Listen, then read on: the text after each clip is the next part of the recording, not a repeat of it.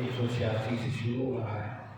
اور میرے سامنے جو اور آپ کے سامنے جو پارہ کھلا ہے اس کا صفحہ نمبر 47 ہے، اور اس کی آخری لائن کے کچھ حصے سے ہمارے سبق کا آغاز ہو رہا ہے۔ اعوذ باللہ من الشیطان الرجیم، بسم اللہ الرحمن الرحیم، من یضلل اللہ فلا هادی له وَيَذَرُهُمْ فِي طُغْيَانِهِمْ يَعْمَهُونَ يَسْأَلُونَكَ عَنِ السَّاعَةِ أَيَّانَ مُرْسَاهَا قُلْ إِنَّمَا عِلْمُهَا عِندَ رَبِّي لا يجليها لوقتها إلا هو ثقلت في السماوات والأرض لا تأتيكم إلا بغتة يسألونك كأنك حفي عنها قل إنما علمها عند الله ولكن أكثر الناس لا يعلمون قل لا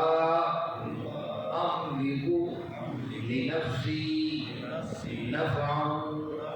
ولا ضرا إلا ما شاء الله ولو كنت أعلم الغيب لاستكثرت من الخير وما مسني السوء إن أنا إلا نذير وبشير لقوم يؤمنون هو الذي خلقكم من نفس واحدة وجعل منها زوجها ليسكن إليها فلما تغشاها حملت حملا خفيفا فمرت به فلما أثقلت دعوا الله ربهما لئن آتيتنا صالحا لنكونن من الشاكرين فلما آتاهما صالحا جعل له شركاء فيما آتاهما فتعالى الله عما يشركون صدق اللہ۔ عزیز ساتھیو، تمام حمد و ثنا، تعریف و توصیف اس رحیم و کریم رب کے لیے جس کا رحم اور کرم افزو وسیع ہے، اس کے بعد لاکھوں کروڑوں درود و سلام اس نبی مہرباں پر جنہوں نے اللہ رب العزت سے حق کو پا کر ہم تک حق پہنچانے کا حق ادا کیا۔ ابھی ساتھیوں، نامہ پارہ ہے، سورۃ الاعراف ہے۔ سورۃ الاعراف کی ہم نے 185 آیات پڑھ لی ہیں۔ اس آیات بینات میں ہم نے پڑھ اور سنائے ہیں کہ جو لوگ اللہ کی آیات کا انکار کریں گے انہیں اللہ رب العزت بتدریج انہیں پکڑے گا،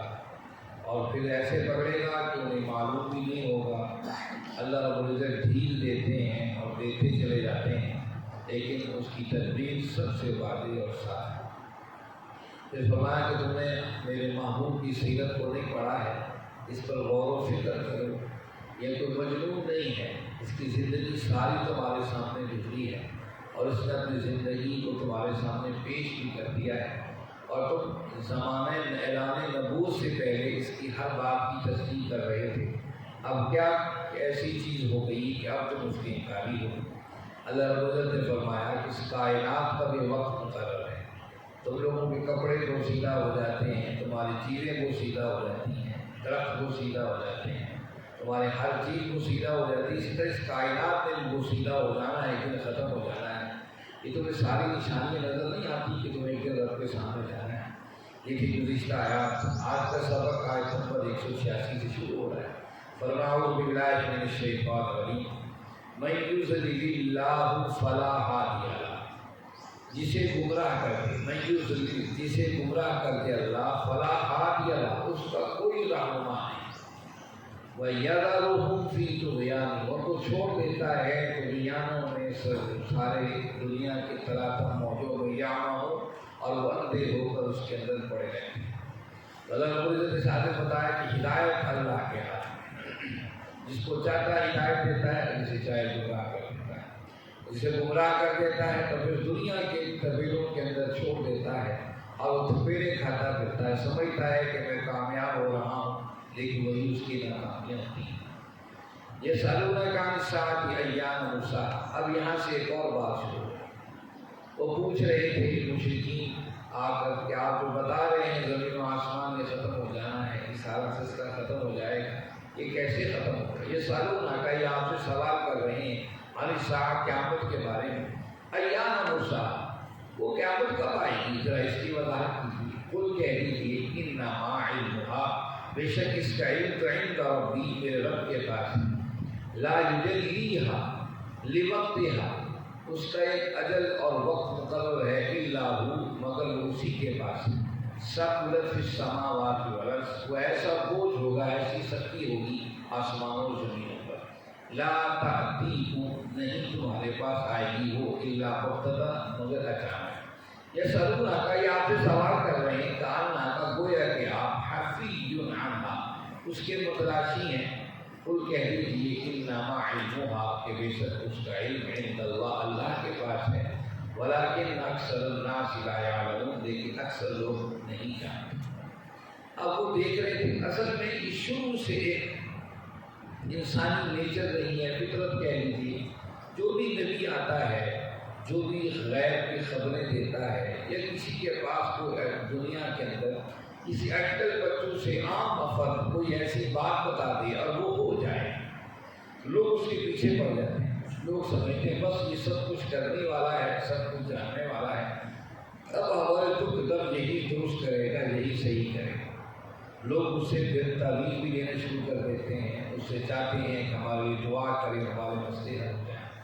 لوگوں کے بڑے بڑے مسئلے کیا ہیں؟ لوگوں کے لیے مسئلے بڑے بڑے یہ ہیں کہ انہیں اولاد میں بیٹا مل جائے، انہیں روزگار اور پیسے وسائل کی فراوانی ہو جائے، اسی طریقے سے مجھے عزت مل جائے، کوئی اچھی نوکری مل جائے، کوئی وسائل رستے نکل آئے۔ ہمیشہ لوگ انہیں کی بات، اگر کسی سے ایک دم ضرور سے یا کوئی معاملہ حل ہو جائے تو پھر اسی کی طرف بھاگے کرتے ہیں۔ اب یہ لوگ بھی عجیب و غریب سوال کر رہے تھے۔ بعض لوگ ایسے تھے جو کمر بستہ تھے، آپ کی مخالفت میں کچھ جانتے تھے کہ یار کی باتیں سچی نہیں ہیں، پہلے سے بھی سچی تھی اور اب بھی کچھ ان کی جو باتیں ہیں وہ بالکل واضح تو اب آپ آ کر آپ سے مختلف سوال کرتے ہیں۔ ان میں سے ایک سوال یہ تھا، یہ سألونک عن الساعة ایان مرساها، آپ ذرا ہمیں بتائیں وہ قیامت کا دن کب آئے گا، اس کے بارے میں آپ بات بات ذکر کر رہے ہیں۔ قل انما علمها عند ربی، اللہ نے فرمایا میرے محبوب آپ کہہ دیجیے اس کا علم تو میرے پاس ہے، لا یجلیھا لوقتھا وہ اپنے وقت پر ظاہر ہوگا، الا ہوا وہ وقت اسی کو معلوم ہے وہ کب کا ہوگا، اور وہ ایسا سخت دن ہوگا، ثقلت فی السماوات والارض کہ آسمان اور زمین جو تمہیں مضبوط نظر آتے ہیں ان پر بھی وہ دن قیامت کا بڑا بھاری ہوگا۔ پھر ساتھ ہی کہا وہ اچانک آ جائے گا، بغتۃ اچانک آ پڑے گا، اس کی خبر نہیں ہوگی۔ حدیث میں آتا ہے آقا کریم صلی اللہ علیہ وسلم نے ارشاد فرمایا جب تک اللہ اللہ کہنے والا کوئی آخری بندہ بھی موجود ہوگا، اللہ قیامت کو لے کر نہیں آئے۔ اس وقت لوگ اللہ کو بالکل بھول جائیں گے اور دنیا کے اندر ایسے غرق ہو جائیں گے۔ پھر پہلی نشانی کیا ہوگی؟ سورج مغرب سے نکلے گا اور آدھے بٹھا دیا ہے، پھر مشرق سے نکلے گا، پھر توبہ کے دروازے بند ہو جائیں گے، لوگوں کو کوئی افسوس نہیں ہوگا، لوگ دنیا میں ایسے غرق ہو جائیں گے کہ بس پھر سور پھونکا جائے گا ایک دن ایسا، لوگ اس آواز کو سننے کے لیے گھروں سے نکل پڑیں گے، یہ آواز کہاں سے آ رہی ہے، کہاں سے آ رہی ہے، تو نکلتے نکلتے حشر برپا ہو جائے گا، وہ آواز تیز ہوتی جائے گی، پھر یہاں تک کہ لوگوں کانوں کے پردے پھٹ جائیں گے، وہ آواز اور تیز ہوتی جائے گی، پھر درخت اور ہر چیز پھٹتی چلی جائے گی، یہاں تک کہ ہر چیز زمین و آسمان۔ اب یہ ایسا اللہ کے نبی صلی اللہ علیہ وسلم نے اس کی نشانی کو خود بتایا، یہی نشانی ہے۔ یسألونک کأنک حفیظ عنہ، فرمایا کہ میرے محبوب یہ آپ سے ایسے سوال کر رہے ہیں جیسے آپ تو ہیں ہی اسی کی تلاش کے اندر کہ قیامت کب آئے گی، قیامت کب آئے گی، اس لیے آپ سے آپ کے سوال پوچھے ہیں کہ قیامت کر رہے ہیں، شاید آپ قیامت کی تلاش کے اندر کہہ دیجیے کہ اصل میں علم اس کا اللہ کے پاس ہے اور اکثر لوگ اس کو نہیں آتے۔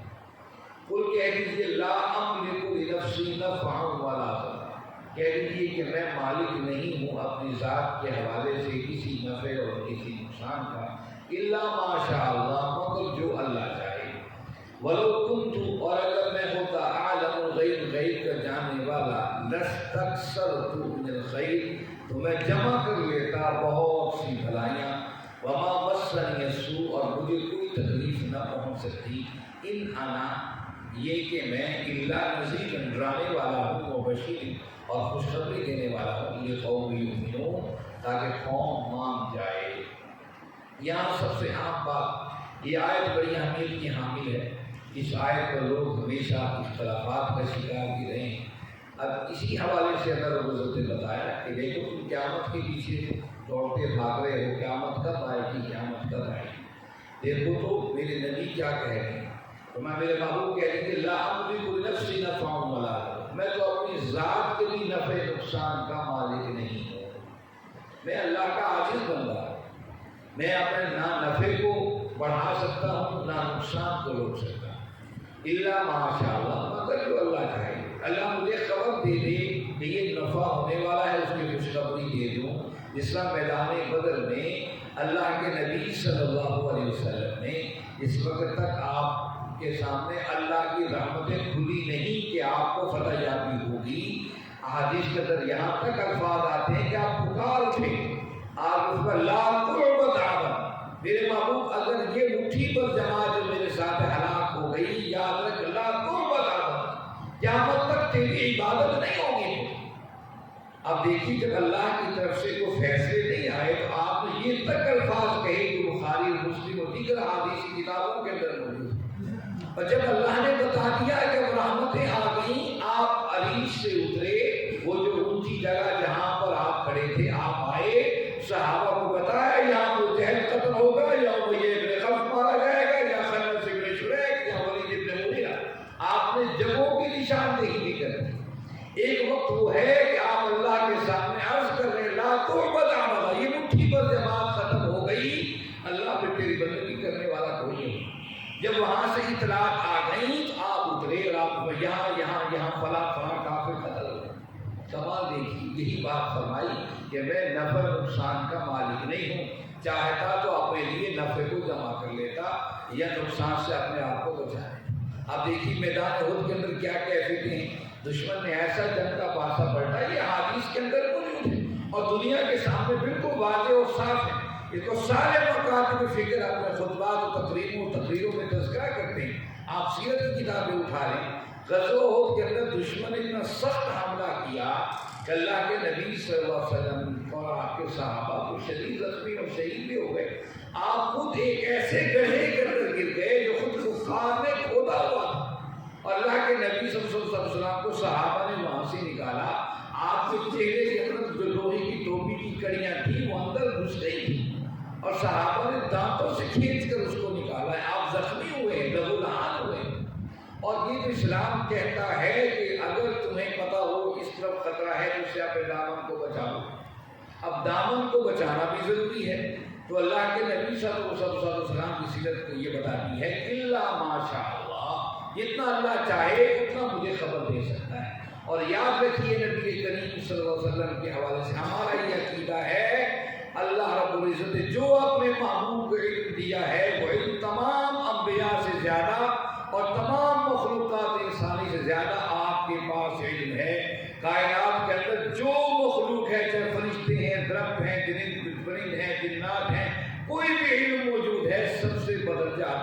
کا علم اللہ نے اپنے محبوب نبی کریم صلی اللہ علیہ وسلم کو علم عطا کیا ہے، لیکن اس کے باوجود جتنا علم عطا کیا ہے اتنا ہی علم ہے۔ اور یاد رکھیے علم غیب کے حوالے سے بات ذہنوں میں رکھیے، علم غیب یہ ہو نہیں ہے کہ میں یہاں بیٹھا ہوں اور پیچھے دیوار کے پیچھے جو ہو رہا ہو اس کی بغیر اطلاع کے مجھے خبر ہو جائے، یہ اصل میں غیب کی خبر۔ جب کسی بتانے والے نے مجھے بتا دیا پیچھے کیا ہو رہا ہے تو غیب کی خبر نہیں رہتی۔ یہی بات ہم نے جو ہے یہ کسی پیچھے تذکرہ ہو چکا، یعقوب علیہ السلام و تسلیم کا بیٹے یوسف 7 کنویں میں پڑے ہیں، اللہ نے خبر نہیں دی ہے، اور مصر سے ان کا کرتا چلا ہے تو فرمایا جب تم یہ نہ کہو کہ کرتا سکے آ گیا ہے، میں تمہیں بتاؤں یوسف، تو یوسف کی خوشبو آ رہی ہے۔ تو یہ اللہ کا نظام، یہی بات سمجھ، اللہ ماشاء اللہ، جتنا مجھے اللہ خبر دے۔ یہ تو صحیح حدیث کے اندر موجود ہے۔ آپ صلی اللہ علیہ وسلم مکہ سے مدینے تشریف لائے، آپ نے یہ دیکھا کہ جو مدینہ والے ہیں وہ نر اور مادہ کھجوروں کے گچھوں کو آپس میں مارتے ہیں تاکہ اسی کے اندر جو ہے وہ آپس میں ملیں اور ہماری فصل اچھی ہو۔ آپ صلی اللہ علیہ وسلم گئے، دیکھا کہ دوسرے گچھوں کو مار رہے ہیں، تو یہ کیا کر رہے ہیں؟ یا رسول اللہ صلی اللہ علیہ وسلم، یہ نر ہے، یہ مادہ کھجور ہے، ہم ان کے جو ہے آپس میں کے گچھوں کو مارتے ہیں، آپس میں ملاتے ہیں، پھر اس سے بڑا سفر نہیں ہے۔ آپ ایسا مت کریں کیونکہ آپ کو حیا، یہ کیا کام ہے، یہ نر و مادہ کا معاملہ، آپ نے شرط جو سے کہیں کام نہ کریں۔ اگلی دفعہ فصل جو کھجور کی بہت کم ہوئی، صحابہ کہیں گے یا رسول اللہ صلی اللہ علیہ وسلم آپ نے منع کیا رہی کہ کھجور کی فصل کرنے، آپ نے فرمایا نہیں، جس طرح چاہتے ہو اس طریقے سے کرو۔ پھر آپ اس کے بعد کبھی ان ایام کے اندر باغوں میں تشریف نہ لے گئے، آپ ایسے حیا کریں۔ یہ حدیث کے اندر واقعات موجود ہیں۔ آپ صلی اللہ علیہ وسلم کے پاس جو علم ہے تمام انسانوں سے زیادہ، تمام مخلوقات سے زیادہ ہے، لیکن یاد رکھیے جو کچھ علم ہے وہ عطائی علم ہے۔ اسی بات پر فرما وَلَوْ كُنْتُ أَعْلَمُ الْغَيْبَ لَاسْتَكْثَرْتُ مِنَ الْخَيْرِ، کہ اگر علم غیب میں جانتا ہوتا تو آپ نے بہت سی بلائیاں اکٹھی کر لیتا، مجھے کوئی تکلیف ہی نہ پہنچتی، مجھے کوئی غضب ہی نہ پہنچتا، مجھے پہلے ہی پتہ چل جاتا کہ طائف کے اندر پتھر کھانے ہیں، میں طائف پر روز اختیار نہیں کرتا۔ یاد رکھیے اللہ کے نبی کو اگر ہم انسان سمجھ کر اور انسانوں جیسی ساری جو حصے ہیں انسان کے اندر، درد کا احساس، خوشی و غمی کا احساس، دکھ اور تکلیف کا احساس، اس احساس کے ساتھ اگر ہم اللہ کے نبی صلی اللہ علیہ وسلم کی سیرت کا مطالعہ کریں گے تو یہ سیرت ہماری زندگی میں سمجھ بھی آئے گی اور دل کو بھی جو ہے وہ ہلا دے گی اور ہمارے آنکھوں سے آنسو بھی نکل آئے گی۔ جب ہم سمجھیں کہ اللہ کے نبی صلی اللہ علیہ وسلم کو پہلے ہی سارے حالات کی خبر تھی، تو مجھے بتائیے کہ پوری سیرت طیبہ کے اندر چارمنگ پوائنٹ کون سا ہے، وہاں میں کون سی چیز سے متاثر کر سکتے ہیں؟ ہم کہہ سکتے ہیں اللہ کے نبی صلی اللہ علیہ وسلم کو پہلے ہی خبر تھی کہ آپ کو پتھر لگنے ہیں، آپ کو تکلیفیں آنی ہیں، اس میں کوئی چارمنگ اور کوئی توجہ کرنے والی بات ہی نہیں رہتی۔ اس لیے بات تبھی رہتی ہے جب ہمیں احساس ہو کہ اللہ کے نبی صلی اللہ علیہ وسلم انسانوں کے دکھ اور درد کو محسوس کرنے والے تھے۔ وہ بڑا مشہور و معروف واقعہ ہے، محدثین نے اس کو ذکر کیا کہ آپ نے مکہ فتح فرمایا کہ بھئی سارے جو ہے یہ 10 اشتہاری ہیں وہ قتل کر دیے جائیں۔ ان میں ابن اختل بہت بڑا شاعر تھا جو اللہ کے نبی صلی اللہ علیہ وسلم کی ہجو کیا کرتا ہے۔ آپ نے فرمایا کہ کعبے کے پردے کے پیچھے مل جائے تو قتل کر دینا۔ ابن اختل کو کعبے کے پردے میں چھپا ہوا تھا، قتل کر دیا۔ اس کی بیٹی آئی بار کا رسالت، کیونکہ باپ تھا مارا گیا تو روتی رہی آپ کے سامنے، آپ بھی اس کے دکھ میں رونے لگے۔ اب اس نے اپنے آنسو پوچھے، اس نے کہا عجیب بات کرتے ہیں یا محمد صلی اللہ علیہ وسلم، ابھی تو ایمان تو لے کر نہیں آئی۔ کہا کہ یہ کیا آپ نے حکم دیا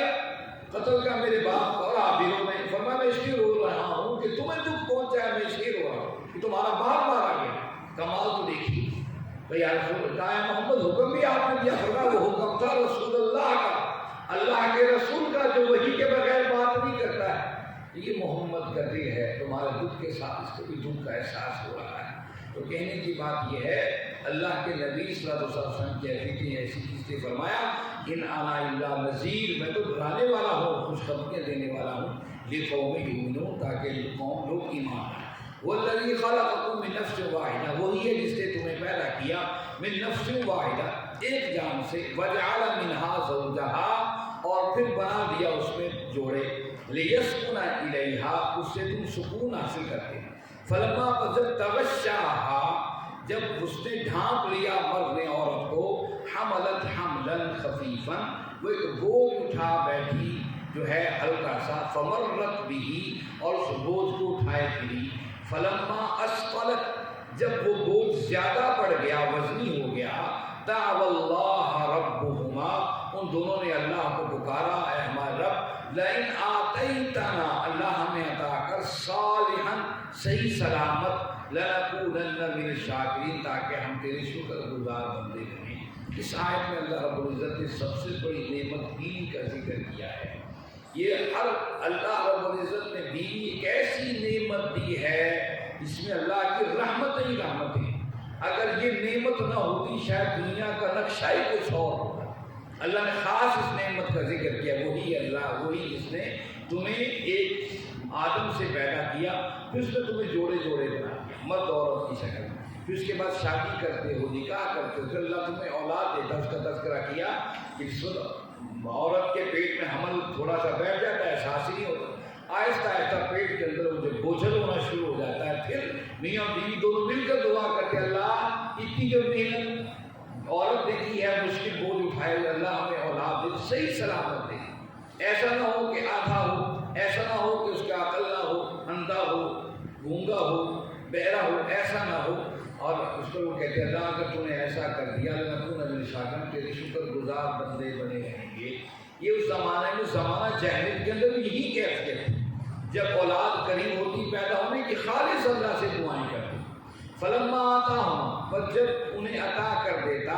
صالحا، صحیح سلامت، جعل لہ شرکا، پھر وہ ارادہ کرتے ہیں شرکا، شرک کا، فیما آتاہم، جو کچھ انہیں عطا ہوا ہے، فتعالی اللہ عما یشرکون، بے شک اللہ بہت بلند ہے